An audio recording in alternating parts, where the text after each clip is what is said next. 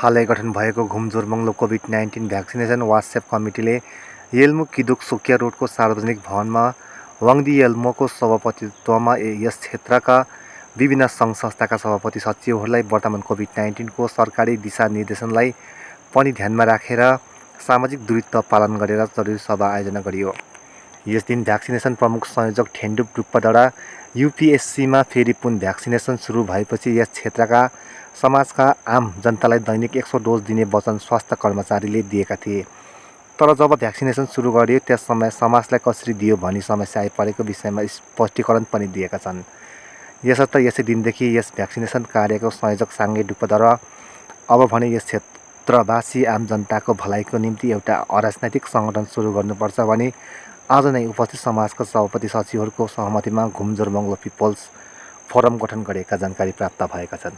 परिप्रेक्ष्यलाई मध्यनजर राख्दै अब हामी माझमा संयोजक कोअर्डिनेटर हुनुहुन्छ र यही भ्याक्सिनेसनको कोअर्डिनेटर हामीले हिजो अस्ति मात्र खाङ्ग्रीमा उहाँलाई हामीले नियुक्त गरेको थियौँ। श्री ठेन्डुप मोमी डुप्पाजीलाई पनि म मञ्चमा लिन चाहन्छु।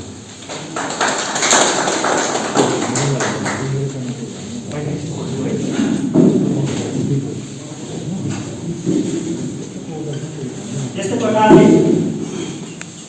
कोअर्डिनेटरको रूपमा हामीले राखेको थियौँ सर श्री समन्वय परिप्रेक्ष्यलाई मध्यनजर राख्दै अब हामी माझमा संयोजक कोअर्डिनेटर हुनुहुन्छ र यही भ्याक्सिनेसनको कोअर्डिनेटर हामीले हिजो अस्ति मात्र खाङ्ग्रीमा उहाँलाई हामीले नियुक्त गरेको थियौँ। श्री ठेन्डुप मोमी डुप्पाजीलाई पनि म मञ्चमा लिन चाहन्छु।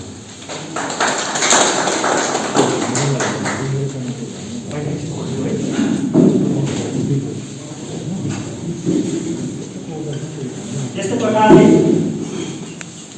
कोअर्डिनेटरको रूपमा हामीले राखेको थियौँ। नमस्ते सम्पूर्ण च्यानल हेर्दै बस्नुभएका हाम्रा दार्जिलिङ दर्शकवृन्दलाई आज फेरि हामी घुमबाट तपाईँलाई एउटा जानकारी गराएको छौँ कि घुम भ्याक्सिनेसन केन्द्र कोभिड-19 दोस्रो दौरमा हामीले 2021 को 8 जुनमा हामीले एउटा गठित गरेको थियो कमिटी। तर 10 मा अलि कतिपय त्यस्तै समस्याहरू आइपर्दाखेरि हामीले आज फेरि येल्मो किदुक सार्वजनिक भवनमा हामीले 18+ देखि 44 को माथिकोलाई भ्याक्सिनेसन सम्पूर्ण समाजलाई 25वटा समाजहरूको सेक्रेटरी र प्रेसिडेन्ट माझमा एउटा सल्लाह गरेर हामीले उहाँहरूबाट एउटा यो येल्मो किदुकले जुन चाहिँ एउटा पर्मिसन दिइसक्नुभएको छ। यहाँ हाम्रो येल्मो किदुकको प्रेसिडेन्ट म आउँदैछु र हामीले आज त्यो लेटर प्याडमा हामीले उहाँहरूबाट एउटा चिठी पनि दियौँ।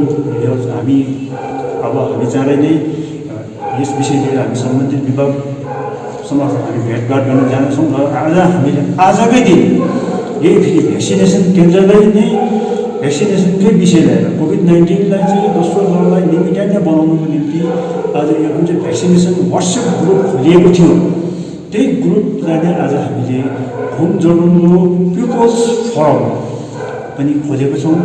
घुम-जोरमंगलो पिपल्स फोरम चाहिँ किन खोल्यो भने यसको प्रथम फर्स्ट यसको प्राइमेरी ड्युटी चाहिँ हुनेछ भ्याक्सिनेसनकै विषय लिएर र आज हाम्रो यो नवगठित हामीले जुन चाहिँ त्यो घुम-जोरमंगलो के अरे भ्याक्सिनेसन सेन्टर जुन चाहिँ त्यो थानाको छेउमा छ त्यहाँ साह्रै भिडभाड भएर चाहिँ अब यो सेन्टर एउटा 18 वर्षदेखि 44 वर्षसम्मको नानीहरूलाई चाहिँ युवा युवतीहरूलाई चाहिँ यहाँ लगाइयोस् भने हामीलाई यो आज येल्मो किदुकले पनि हामीलाई जुन चाहिँ यो हलको पर्मिसन पनि दिइसक्नुभएको छ। अब यो पर्मिसन लेटर लगेर हामी एसटिओमा जानेछौँ एनओसी लगेर र यसै विषय लिएर आजको जुन चाहिँ कमिटी गठन गर्यो यस कमिटी विषयमा आजको यो नयाँ कमिटी जुन चाहिँ गठन भयो घुम-जोरमंगलो जनमञ्च भन्दा घुम-जोरमंगलो पिपल्स फोरमको चाहिँ यहाँ जेनरल सेक्रेटरी चाहिँ ठेन्डुपजी हुनुभयो। अब ठेन्डुपजीबाट यो आजको दिन जुन चाहिँ बडी छ बडी गठन भएको बडीको जो प्रेसिडेन्ट को भाइस प्रेसिडेन्ट को हो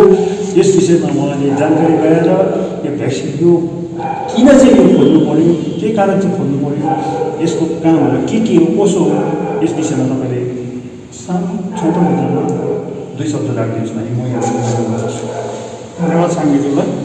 र आज अत्र 2021 हामीले त्यो कोभिड भ्याक्सिनेसन कमिटी अथवा ग्रुप भनेर वाट्सएप पनि खोलेका थियौँ। त्यसलाई पनि त्यसैको मध्यनजरमा राखेर हाम्रो मेन उद्देश्य कोभिड-19 दोस्रो लहरको यो अब 18 वर्षदेखि ऊर्ध्वकालाई भ्याक्सिनेसन लगाउने अब प्रक्रिया चलिरहेको छ र भविष्यमा यसलाई हामीले एकदमै सुचारू रूपमा चलाउनको लागि यो त्यही भ्याक्सिनेसन ग्रुपलाई फेरि पिपल्स फोरम घुम ज्वरो उनको नामकरण गरी हाम्रो मुख्य उद्देश्य भ्याक्सिनेसन नै हो र जति पनि समाजहरू जोडिएको छ उहाँहरूलाई पनि आह्वान गर्छु म यहाँबाट कि उहाँहरूले पनि सहयोग दिनुहोस् र हाम्रो यो क्षेत्रलाई भ्याक्सिनेसन गर्नुमा एकदम सुचारू र सुव्यवस्थित रूपमा भ्याक्सिनेसन गर्न सकौँ र कोभिड-19मा हामी विजय प्राप्त गरौँ।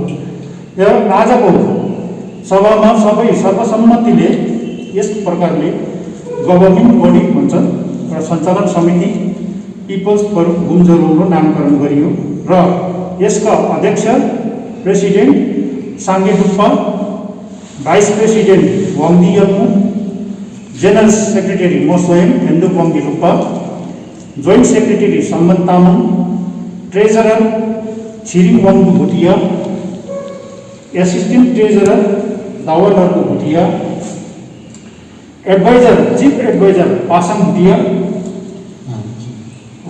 दोस्रो एडभाइजर पाल्दे डुप्पा र लिगल एडभाइजर टेम्बर डुप्पा।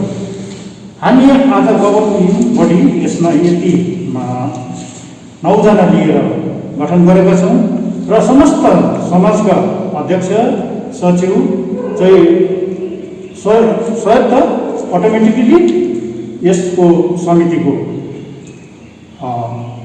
एक्जिक्युटिभ बडीमा उहाँहरू संलग्न हुन चाहन्छ र आज कतिपय समाजहरू सायद वर्षाको कारणले अनुपस्थित भएको छ। यसमा उहाँहरूलाई पनि मेरो यो आह्वान छ, उहाँहरूको समाजको लेटर प्याडमा उहाँहरूको रेजुलेसन एउटा सभा राखेर यस पिपल्स फोरममा समावेश हुन चाहनुहुन्छ भने उहाँहरूले लेटरमा हामीलाई एउटा स्वीकृति पत्र लिएर हामीसँग अन्तर्भुक्त हुन सक्नुहुन्छ र यसमा हामीले कतिवटा फन्डहरू पनि अब चाहियो र नाम पाइयो। यसमा कार्यक्षेत्र हाम्रो कहाँदेखि कहाँसम्म यो पनि हामीले उयो गरिसकेका छौँ अघि नै र अब भोलिको दिनमा चाहिँ यसलाई हामीले अब कसरी चलाउनु सञ्चालन गर्नु, यसलाई सञ्चालन गर्दाखेरि हामीले अब पैसाकै धनको अर्थको आवश्यकता छ र आज हामीले फाइटिङ फन्ड भनेर अलिकति अर्थ सङ्ग्रह गऱ्यौँ र भोलिको दिनमा कस्तो किसिमको हामीले अब प्रवेश शुल्क, मासिक शुल्क या त वार्षिक शुल्क यो कस्तो हुन्छ हामी यो गभर्निङ बडी मिलेर एउटा सभा राखेर यसको विषयमा छलफल गर्नेछौँ। धन्यवाद। यसरी आज जुन चाहिँ हाम्रो घुम ज्वरो पिपल्स फोरम खोलियो, अब यसको धेरै कामहरू रहेछ। भ्याक्सिनेसन बाहेक यसले अन्य जल्दो बल्दो जति समस्याहरू छ त्यसलाई पनि हामी ध्यान दिनेछौँ। आगामी यसले कार्यक्रम फ्याँकेको छ। अर्को हप्तादेखि घुम ज्वरो क्षेत्रमा दोकानेहरूमा एक निरीक्षण, दोकानदार ग्राहकहरूले सामाजिक दूरीमा बसेको छ छैन यस विषयमा नै हामी एकदमै यस फोरमले अब एकदमै निगरानी गर्नेछ। जति पनि भ्याक्सिनेसन केन्द्र छ, यस भ्याक्सिनेसन केन्द्र जुन चाहिँ अहिले जोरबङ्गलो त्यो थानाको छेउमा हुँदैछ त्यसलाई पनि हामी निगरानी गरेका छौँ, देखरेख गर्ने छौँ। र यसै विषय लिएर आज जुन चाहिँ यल्मु कितुकको सभापति वाङ्दीज्यूले यस हल पनि उहाँले दिइसक्नु भएको छ र उहाँकोबाट पनि जुन चाहिँ यो फोरमको उपसभापतिबाट पनि 2 शब्द यहाँ राखिदिनुहोस् भन्ने यहाँबाट म निवेदन गर्छु। नमस्कार। यो आजको हाम्रो जो पिपल्स घुम ज्वरो पिपल्स फर्ममा जति पनि सोसाइटीहरू समाजमा आउनुभएछ उहाँको लिस्ट म तपाईँलाई पढेर सुनाउँछु। फर्स्टमा छ हाम्रो वरुण भुटिया वेलफेयर एसोसिएसन घुम, उहाँहरू हामीसँग सम्पर्क भइसकेको छ। दोस्रो छ ठुङ्ला किदुक घुम, तीसरा छ घुम यल्मु किदुक, अर्को छ घुम अमरदीप समिति, जीवन ज्योति समाज, घुम जोरबङ्गलो ग्राम कल्याणकारी समाज, जोरबङ्गलो व्यापारी सङ्घ, ग्राम सुधार समाज, सामाजिक सेवा संस्था घुम खासमाइल, ज्योति समाज, सर्वोदय ग्राम घुम सारा समाज, हिमालय परिवार संघ, घुम शिव मंदिर गांव सुधार समिति, भिलकाट्रो घुम, संगम परिवार संघ, आलुबारी तृप्ति जागृति समाजहरू, आलुबारी गुम्बा सर्व जातीय समाज। आजको दिनमा चाहिँ यति समाजहरूले हामीसित जोइन गरेको छ र आउने जो समाजहरू छ उहाँहरू आउनुहुनेछ, उहाँको नामपछि तपाईँहरू पढेर सुनाउँछ। त्यसरी भेट्दै आज हामीले जुन चाहिँ यो घुम जोरबङ्गलो पिपल्स फोरमले अब आगामी दिनहरूमा जनताको हितको निम्ति मानव सेवाको निम्ति काम गर्नेछ भन्दै सबैले सङ्घ संस्था हेर्नुभएका सङ्घ संस्थाले च्यानल हेरेर बस्नुभएका सबै घुम जोरबङ्गलो एरियाले चाँडै यस कमिटीसित यस पिपल्स फोरममा चाहिँ एड गरेर चाहिँ सहयोग दिनेछ भन्ने आशा राख्दै आजलाई यो हाम्रो प्रेस भेला पनि हामी यतिमै समाप्त गर्दछौँ। धन्यवाद।